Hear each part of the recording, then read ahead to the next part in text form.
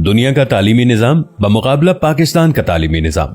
नाजरीन, इस वक्त तालीमी दर्जाबंदी के एतबार से फिनलैंड पहले नंबर पर है, जबकि सुपर पावर अमेरिका 20वें नंबर पर है। 2023 में फिनलैंड दुनिया का वाहिद मुल्क बन गया है जहां मजमून यानी सब्जेक्ट नाम की कोई चीज नहीं होती। फिनलैंड का कोई भी स्कूल ज्यादा से ज्यादा 195 बच्चों पर मुश्तमिल होता है, जबकि 19 बच्चों पर एक टीचर।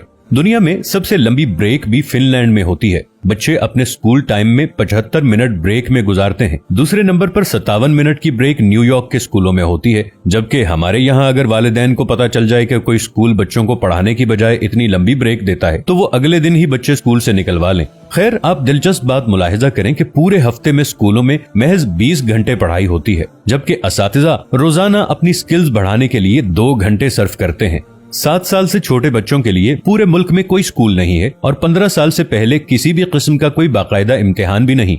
रियाजी के एक उस्ताद से पूछा गया कि आप बच्चों को क्या सिखाते हैं, तो वो मुस्कुराते हुए बोले, मैं बच्चों को खुश रहना और दूसरों को खुश रखना सिखाता हूँ, क्योंकि इस तरह वो जिंदगी के हर सवाल को बाआसानी हल कर सकते हैं। आप जापान की मिसाल ले लें। तीसरी जमात तक बच्चों को एक ही मजमून सिखाया जाता है और वो है अखलाकियात और आदाब। हजरत अली रज़ियल्लाहु अन्हु ने फरमाया, जिसमें अदब नहीं उसमें दीन नहीं। मुझे नहीं मालूम कि जापान वाले हजरत अली रज़ियल्लाहु अन्हु को कैसे जानते हैं और हमें अभी तक उनकी ये बात मालूम क्यों ना हो सकी। बहरहाल, इस पर अमल की जिम्मेदारी फिलहाल जापान वालों ने ली हुई है।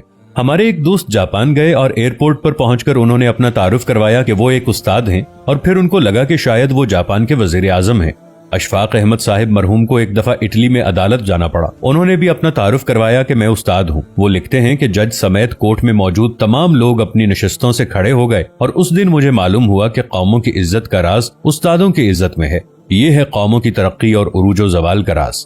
जापान में मुआशरती उलूम पढ़ाई नहीं जाती, क्योंकि ये सिखाने की चीज है, पढ़ाने की नहीं, और वो अपनी नस्लों को बहुत खूबी के साथ मुआशरत सिखा रहे हैं। जापान के स्कूलों में सफाई सुथराई के लिए बच्चे और असातिज़ा खुद ही एहतमाम करते हैं। सुबह 8 बजे स्कूल आने के बाद से 10 बजे तक पूरा स्कूल बच्चों और असातिज़ा समेत सफाई में मशगूल रहता है। दूसरी तरफ आप अपना तालीमी निज़ाम मुलाहजा कीजिए, जो सिर्फ नकल और छपाई पर मुश्तमिल है। हमारे बच्चे पब्लिशर्स बन चुके हैं। आप तमाशा देखें, जो किताब में लिखा होता है असातिज़ा उसी को बोर्ड पर नकल करते हैं, बच्चे दोबारा उसी को कॉपी पर छाप देते हैं। असातिज़ा इसी नकलशुदा और छपे हुए मवाद को इम्तिहान में देते हैं, खुद ही अहम सवालों पर निशानात लगवाते हैं और खुद ही पेपर बनाते हैं और खुद ही इसको चेक करके खुद नंबर भी देते हैं। बच्चे के पास या फेल होने का फैसला भी खुद ही सादिर कर देते हैं और माँ बाप इस नतीजे पर तालियां बजा बजा कर बच्चों के ज़हीन और काबिल होने के गुन गाते रहते हैं। जिनके बच्चे फेल हो जाते हैं वो इस नतीजे पर अफसोस करते रहते हैं और अपने बच्चों को कूड़ मगज और कुंद जहन का ताना देते रहते हैं।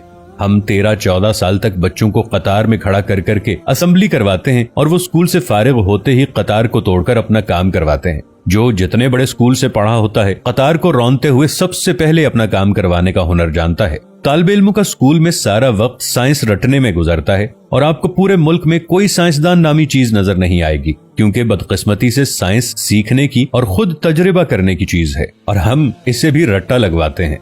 आप हैरान होंगे, मैट्रिक क्लास का पहला इम्तिहान 1858 में हुआ और बरतानवी हुकूमत ने यह तय किया कि बर्रे सगीर के लोग हमारी अक्ल से आधे होते हैं, इसलिए हमारे पास पासिंग मार्क्स 65 हैं तो बर्रे सगीर वालों के लिए 32.5 होने चाहिए। 2 साल बाद 1860 में असातिज़ा की आसानी के लिए पासिंग मार्क्स 33 कर दिए गए और हम भी इन 33 नंबरों से अपने बच्चों की जहानत को तलाश करने में मसरूफ हैं। अल्लामा इकबाल के शेर का ये मिसरा इस तमाम सूरत हाल की सही तरीके से तर्जुमानी करता नजर आता है। जो शाख नाजुक पे आशियाना बनेगा, नापायदार होगा।